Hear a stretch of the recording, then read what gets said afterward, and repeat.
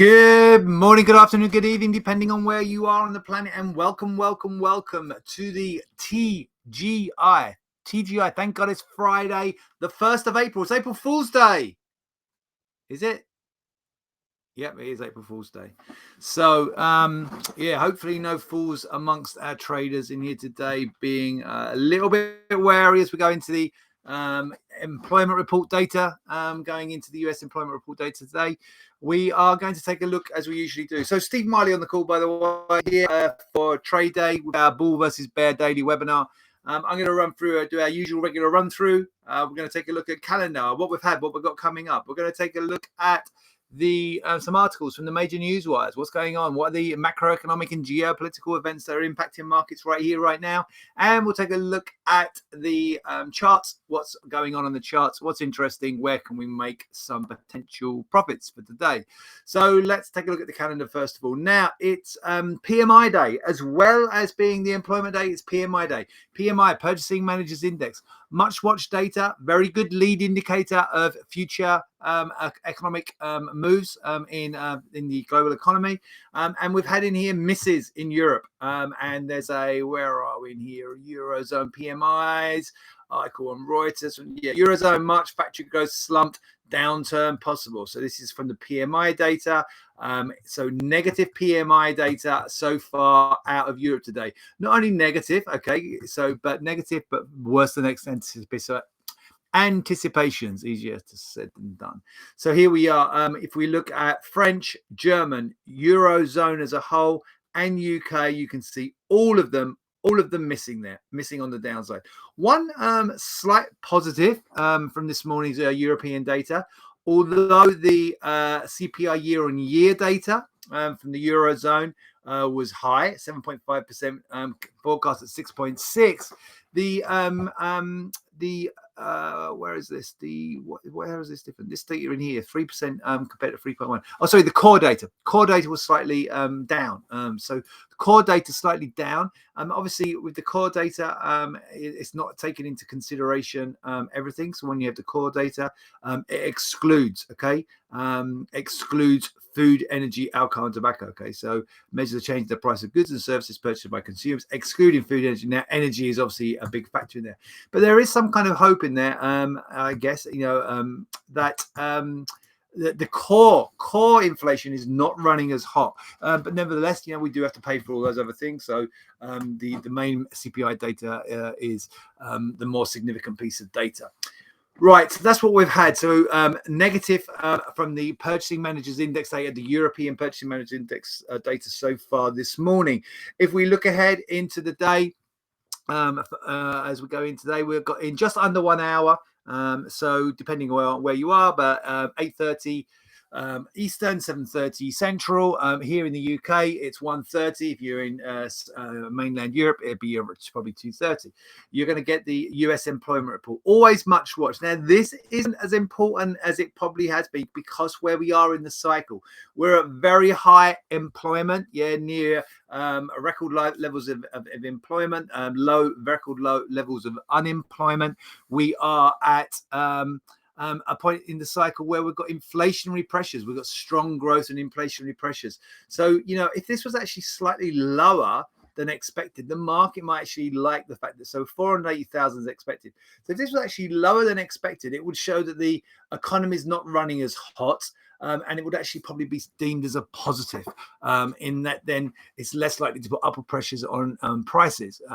So a slightly lower than number than expected. If it was a really strong number, it'd probably be actually negative for equity markets. But I think what you really want is in line or maybe even slightly low. You don't want it to be too low. If it's really low, then it could be the start of recessionary pressures coming through because of fears around inflation. But a dip in that would be probably welcomed by the market. So 480,000. That's my take anyway. Who knows how the market will react, but that's my take. If we then look ahead, we also have then 10 a.m. Eastern. And so that's an hour and a half after that. We get 10 a.m. Eastern, 9 o'clock Central Time, and here in the UK, 3 in the afternoon, we get the ISM data. Okay, so ISM data is looked at more. So before that, we do get the market manufacturing PMI, 9:45 Eastern time, and then 50, which is less watched for the US. Okay, so the market data, which is this data we've got for Europe up here, is more watched. In the US, it's the ISM, the Institute of Supply Management data, is more watched.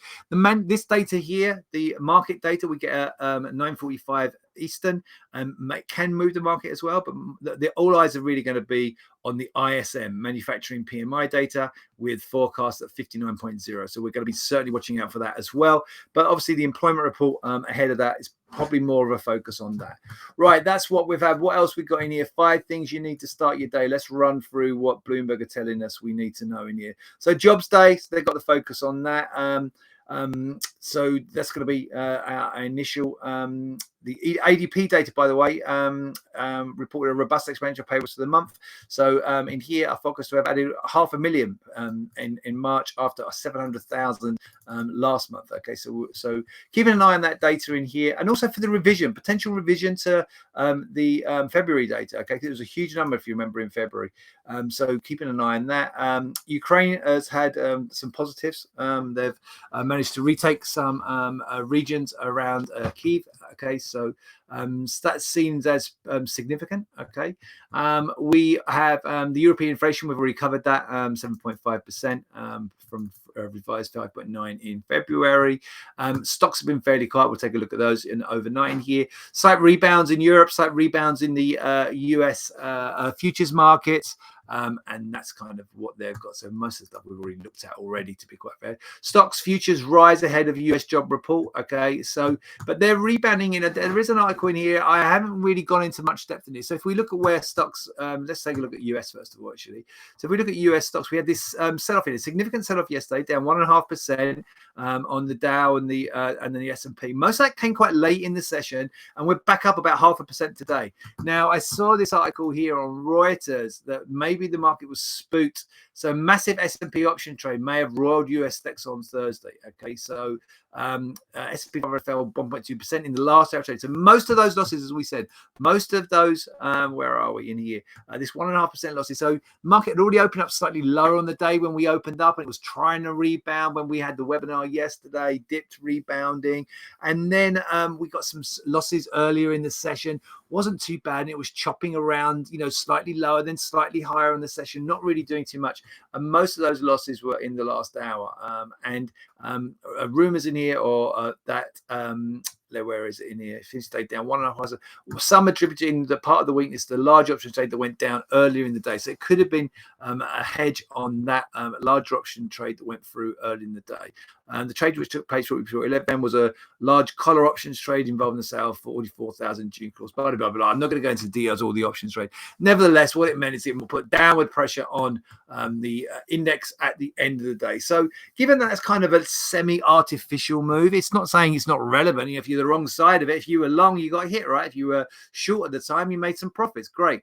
But what's important is, that could be like, it's a one-off event, right? It's a one-off event, and sometimes the market quickly retraces that and recaptures when you get these kind of one-off events like that. It's very technical to the market. So the fact that we sold off, we've already 1.5%, we're already down probably about 0.5%, dropped about 1%. We've already bounced back 0.5%. Wouldn't be surprised to see markets back higher today, but then that is given depending on what happens with the employment report and the PMI data, and how we take the what is probably positive news in here. In some ways, you can look at with the Ukrainian actually making some headway around Kyiv as being a positive. However, the more negative for Russia, does it mean it escalates elsewhere? So that's can be a concern as well. So so we've got that option trade and potentially rumored to be, or potentially why we saw the big sell-off at the end of trading here, and we saw the 0.5% rebound in here already this morning. And if we look how that's affected European stocks are actually up because they didn't get impacted by the move lower yesterday, kind of opened lower and then rebounded in here this morning. So you see European stocks are actually in the green across the board, anywhere between 0.25% and 0.75% pretty much up across the board for the European stock indices. We've gone through 5 things. Stock futures mixed going into oil lower. And on track for its biggest loss in 2 years, and obviously helped yesterday by the release of those $1 million barrels a day of oil from the US, and world stocks dip on war, recession worries, oil fall. So they haven't actually, they dipped yesterday. So this is a little bit of an outdated article. So slight dip, world stocks maybe, but dipped and rebound, and oil lower in here.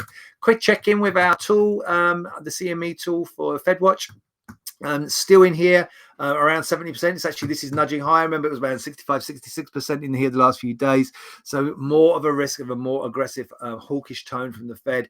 25 basis points nailed on, up to 50 basis points. Now the favorite bet in here by far for the next meeting in May. Let's take a look at the charts, and I'm going to go through these fairly quickly in here today, guys. So just a quick nod to the Treasury chart. First of all, Treasuries have been rebounding. There's a fairly strong rebound yesterday, and then gave up late yesterday, okay, and then significantly lower in here today. Lower prices, higher yields in here, okay. So potentially this is a negative potential for stocks, but they're not performing too bad. Let's take a look at the S&P 500. We'll start on the daily. So there's the big sell-off. Most of that came late in the day and trying to rebound. It's not a massive rebound in here today, but trying to rebound. If we look on the bigger picture, we're still way above any kind of support for the whole move. And we'll zoom in and take a look at this in here now of just the latest up move. So if we come in here, what I'm going to do is get rid of all the drawing tools.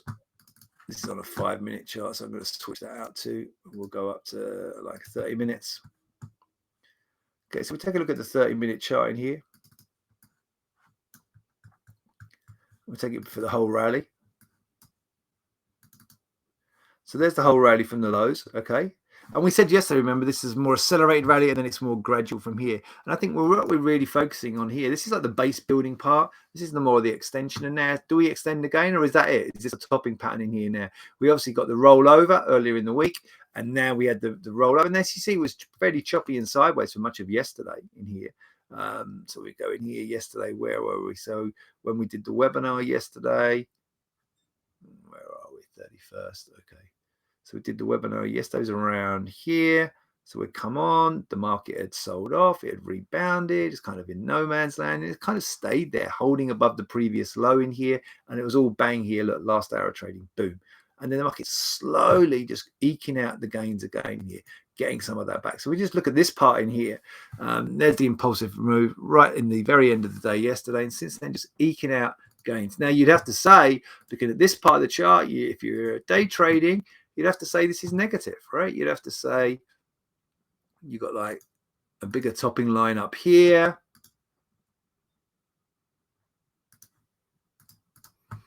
And then more accelerated line. Doesn't really help us in here, this in here.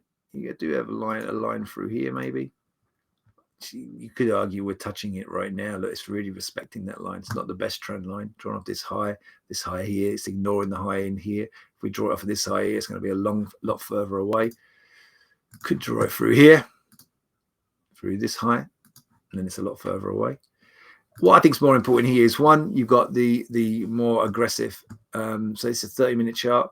You've got the 13-day exponential moving average. The market kind of respecting it. We've got back above that 13-day. If we flip it to the 1-hour chart, so it's not the 13 days, it's the 13 period.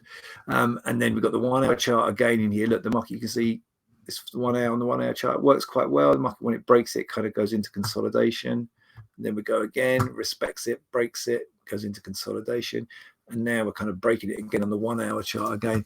So going back to the 30-minute chart, it's flirting with this trend line. What for me is more important here is the two retracements. The retracements from the high down. Have we done enough to neutralize the down move, and also the retracement of the impulsive move down? So you can think about this like a Marabuzo candlestick. Okay, this last hour. Let's see if I put it onto a 1-hour chart. Is it all in the last hour? Yeah, that's that 1 hour last hour trading. Boom.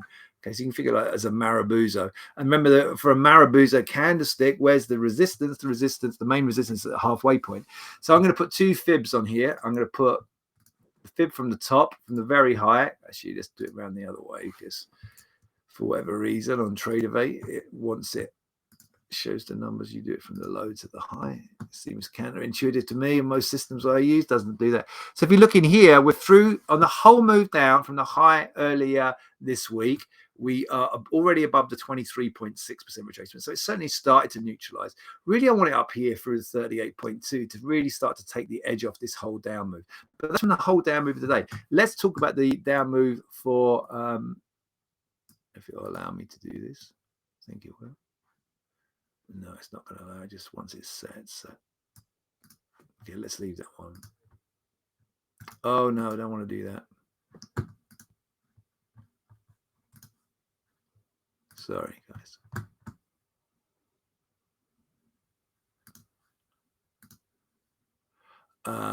So if we go to the fib now, just the impulsive move down. So yesterday's move. Okay, I'm just going to do these two bars. Take it across. You can see already through the 23.6 through the 38.2, and we're stalling right at that where we expected, right? There's the 50% retracement halfway on what is effectively like a Marabuzo sell-off. Okay, so we need to get above there. That's around here on the S&P 45.55. Back above there signals positive, okay, for me. It's neutralizing, then you've neutralized half of the sell-off in here, and then it opens up risk to take back all the sell-off going into today. On the downside, so if you want to be bullish in here, guys, I would say if it breaks above the current peaks, through the payroll data, I would be looking to go long through the current peak, which is just above the 50% retracement. Okay. Now, if you've got the other view, if you're coming into this bearish, I'm going to zoom in at the 15-minute. Now we've got this kind of counter trend on the upside. Now, you don't want to wait for it to break all the way below yesterday's low. So you put on the little counter trend line, I would suggest in here, which we go in here.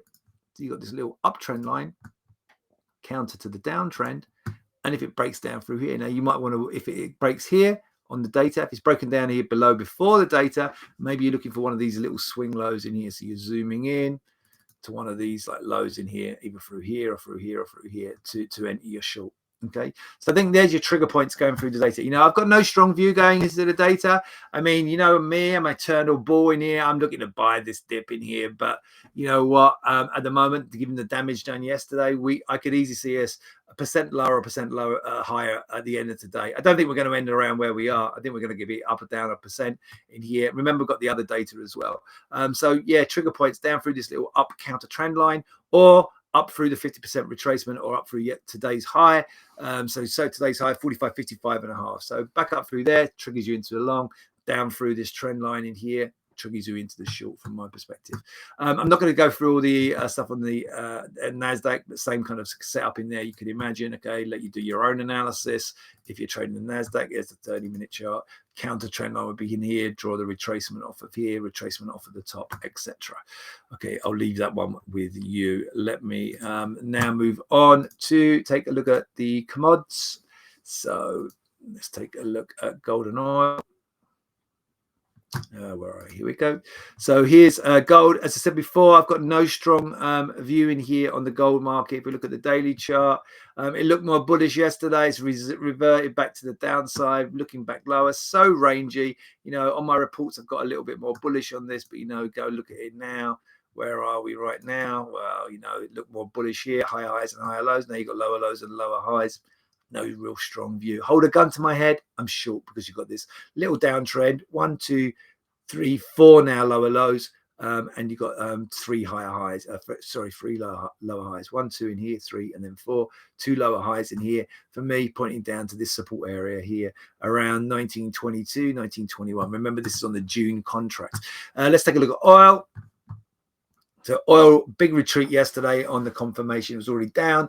Big retreat, did rebound at one point, back down lower in here yesterday, and then lower again this morning, and now pipped below this week's low already. Okay, just got below this week's low. This week's low 103.47, been down to 103.20, bound to. Sorry, that's not right. Let me make this a bit bigger. Not looking at the right data.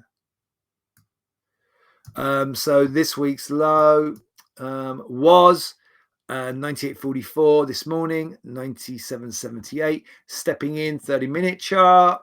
What do we have in here? So yesterday, we did get that impulsive move. Yeah, look, I got back to, we spoke about this yesterday, 61.8% retracement, failed there. Did actually, so we got a rebound up to 61.8, failed, and then actually tried to rebound and then failed again. Another rebound this morning, failing again. So classic downtrend in here now for oil. Looks bearish to me. Yeah, I'm happy playing it from the short side. Right, I'm going to leave it there with you guys. I'm going to wish you all a great trading day. Thank God it's Friday, and watch out for the data. Employment now in just over 35 minutes, and we have then 1.5 hours after that we get the ISM PMI data. 15 minutes before that data we get the market data. Probably not going to do too much. I'm going to wish you all a great trading day. I've already said that, and a great weekend too. That's what I wanted to say, and I'll be back with you with another bull versus bear webinar at the beginning of next week on Monday. Take care.